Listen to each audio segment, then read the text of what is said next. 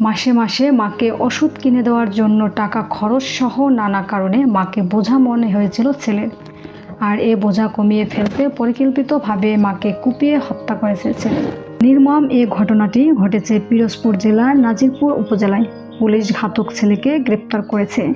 শুক্রবার পিরোজপুরের নাজিরপুর উপজেলার শ্রীরামকাঠি ইউনিয়নের উত্তর জয়পুর থেকে পুলিশ অভিযুক্ত ছেলে জ্যোতিষ বালাকে গ্রেপ্তার করে হত্যার কারণ সম্পর্কে এ তথ্য জানান।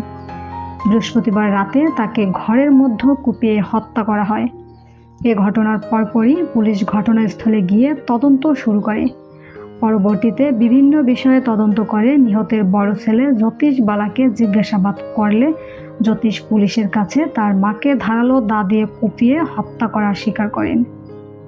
পুলিশের কাছে অভিযুক্ত জ্যোতিষ স্বীকারোক্তিতে বলেন, দীর্ঘদিন যাবৎ আর্থিক নানা সংকট ছিল তাদের। এর মধ্যে মাসে মাসে তার মায়ের জন্য ওষুধ কিনতে বেশ টাকা খরচ হতো। এছাড়াও পরিবারের নানা কলহ ছিল।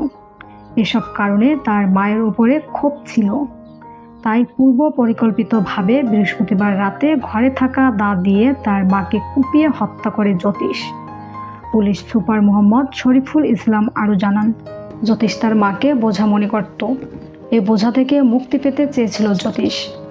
হত্যাকাণ্ড সংঘটিত হওয়ার অল্প সময়ের মধ্যে হত্যার কারণ উদ্ঘাটন ও ঘাতক ছেলেকে গ্রেপ্তার করতে পেরেছে পুলিশ।